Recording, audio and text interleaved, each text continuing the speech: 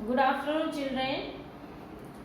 बच्चों, हम एवरेस्ट मेरी शिखर यात्रा यह पाठ जो है वो समाप्त हो गया। जैसा कि मैंने कल बताया था कि हम आज प्रश्न उत्तर करेंगे। तो सबसे पहले हम देखेंगे भाषा अध्ययन। भाषा अध्ययन में पहला प्रश्न, इस पाठ में प्रयुक्त निम्नलिखित शब्दों की व्याख्या पाठ का संदर्भ देकर कीजिए। ऐसे निहारा है यानी देखना, धसकना नीचे को धस जाना, खिसकना यानी अपने जगह से सरक जाना, सागर माथा संसार का सबसे ऊंचा स्थान। सागर मतलब समुद्र, माथा मतलब सिर यानी संसार का सबसे ऊंचा स्थान। जायजा लेना यानी परख लेना, निगरानी करना। नौसिखिया नया नया सीखा हुआ।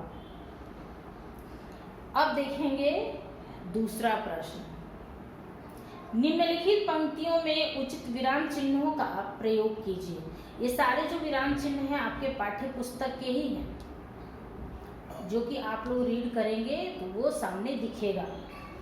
जैसे क्या तुम भयभीत थी, यहाँ पे प्रश्नवाचक चिन्ह आएगा। उन्होंने कहा तुम एक पक्की पर्वतीय लड़की लगती हो, तुम्हें तो शिखर पर पहले ही प्रयास में पहुंच जाना चाहिए। उन्होंने कहा डैश, तुम एक पक्की पर, यहाँ पे सिंगल इन्वर्टेड कॉमा और लास्ट में फुल स्टॉप यानी पूर्ण विराम और सिंगल इन्वर्टेड कॉमा क्लोज। तुमने इतनी बड़ी जोखिम क्यों ली बछेंद्री? इसमें क्यों ली के बाद अल्प विराम यानी कॉमा और अंत में पूर्ण विराम फुल स्टॉप। नीचे दिए गए उदाहरण के अनुसार, क्वेश्चन नंबर 3, नीचे दिए गए उदाहरण के अनुसार निम्नलिखित शब्द युग्मों का वाक्य में प्रयोग कीजिए। जैसे टेढ़ी मेढ़ी, इसका वाक्यों में प्रयोग करना। शब्द युग्म मतलब दो शब्दों के बीच में योजक चिन्ह यानी डैश। टेढ़ी मेढ़ी, बर्फ की नदी टेढ़ी मेढ़ी थी। इस तरह से हम वाक्यों में प्रयोग करेंगे। जैसे हक्का बक्का, जय बचेंद्री पाल को देखकर हक्का बक्का रह गया।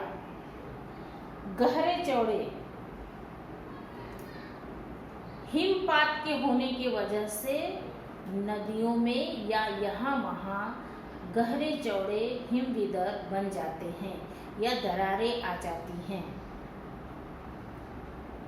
इधर उधर, पर्वत चोटी के इधर उधर ढलाने ही ढलाने थीं।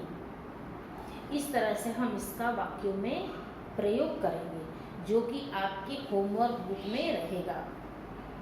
उदाहरण के अनुसार, क्वेश्चन नंबर 4, उदाहरण के अनुसार विलोम शब्द लिखिए।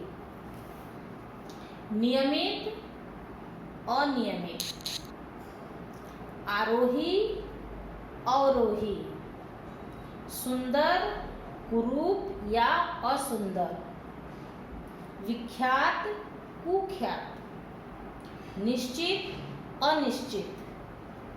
अभी क्वेश्चन नंबर 5, निम्नलिखित शब्दों के उपयुक्त उपसर्ग लगाइए। निम्नलिखित शब्दों में उपयुक्त उपसर्ग लगाइए। अभी हाल ही में हम उपसर्ग और प्रत्यय पढ़े, इसलिए मुझे नहीं लगता है कि किसी को उपसर्ग लिखने में परेशानी होगी। पहला शब्द है वास, तो इसमें सु उपसर्ग लगाएंगे, तो सुवास या निवास।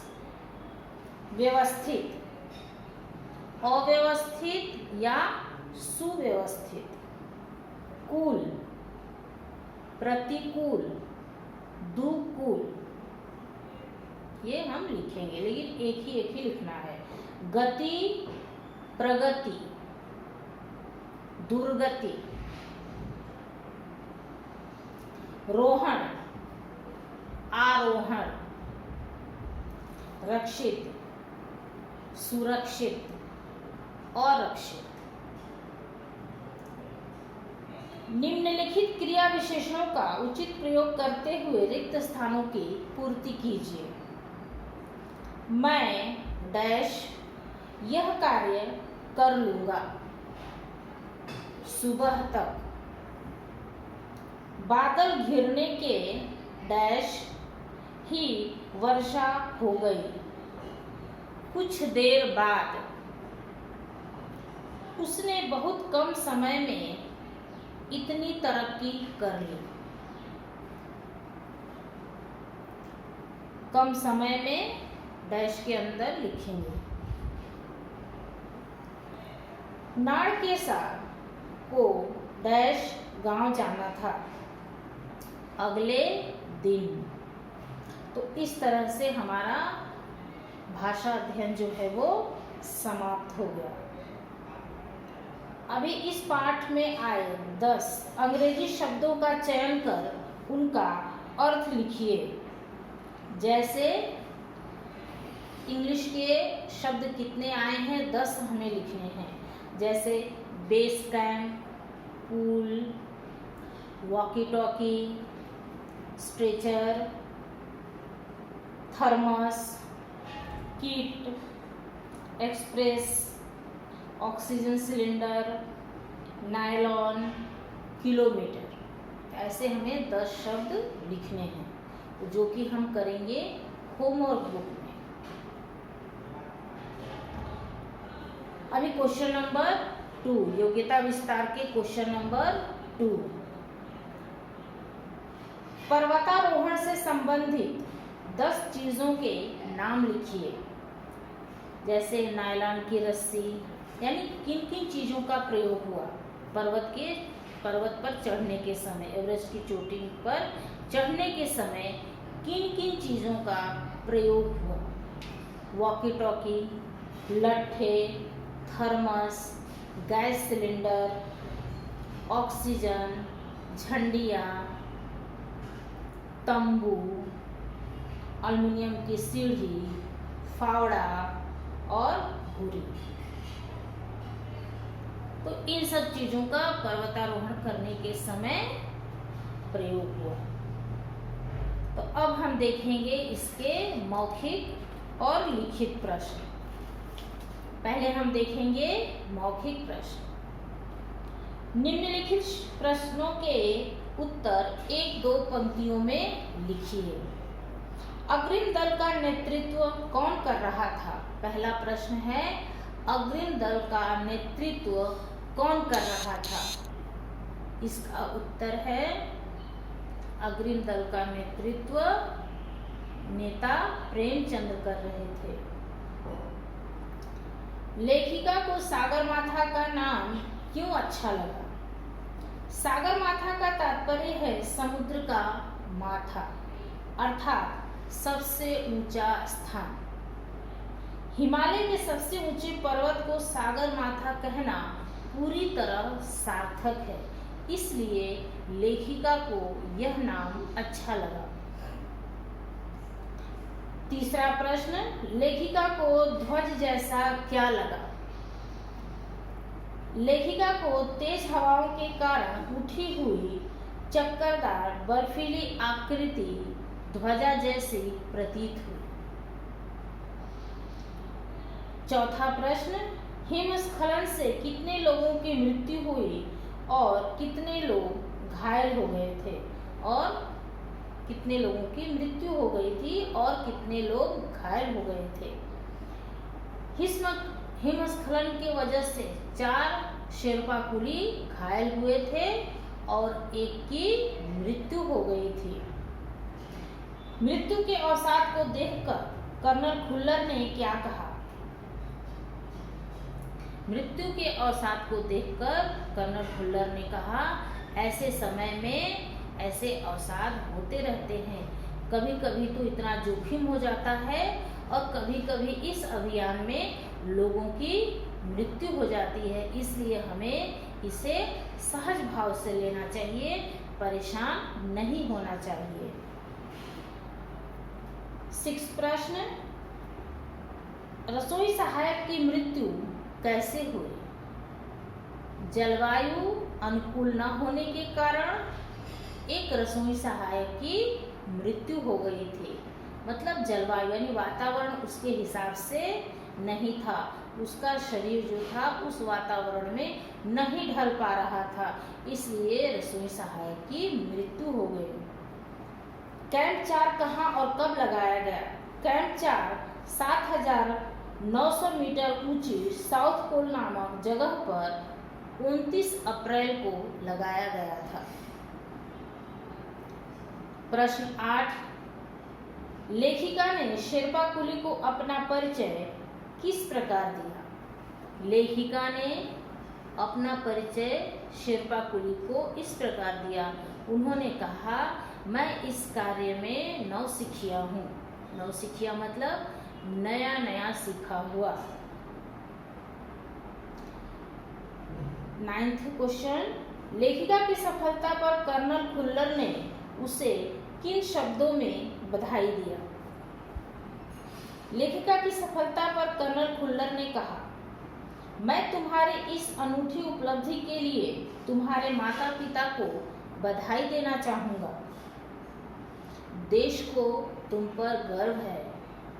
अब तुम ऐसे संसार में जाओगे जो तुम्हारे पीछे छोड़े हुए संसार से बिल्कुल अलग है। ऐसा कहकर कर्नल खुल्लर ने लेखिका को बधाई दी। अब हम देखेंगे लिखित प्रश्न। लिखित प्रश्नों के उत्तर 25-30 शब्दों में लिखिए। पहला प्रश्न है, नजदीक से एवरेस्ट को देखकर लेखिका को कैसा लगा? एवरेस्ट को नजदीक से देखकर लेखिका को इतना अच्छा लगा कि वह भौचक्की होकर देखती रह गई। वह एवरेस्ट और लोहत से और मूर्छे से घिरी टेढ़ी मेढ़ी बर्फीली नदी को निहारती रही। दूसरा प्रश्न, डॉक्टर मीनू मेहता ने क्या जानकारियाँ दी?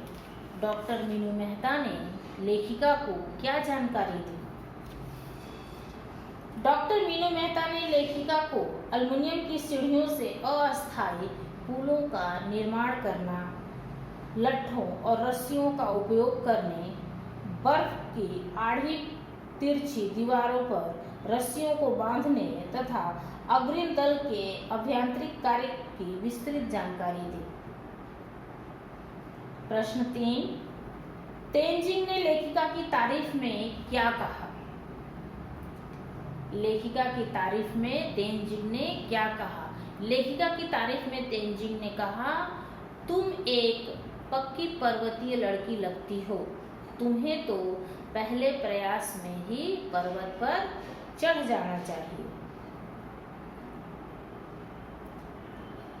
प्रश्न 4, लेखिका को किनके साथ चढ़ाई करनी थी?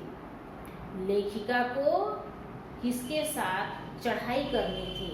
उत्तर, लेखिका को की, जय और मीनू के साथ चढ़ाई करनी थी।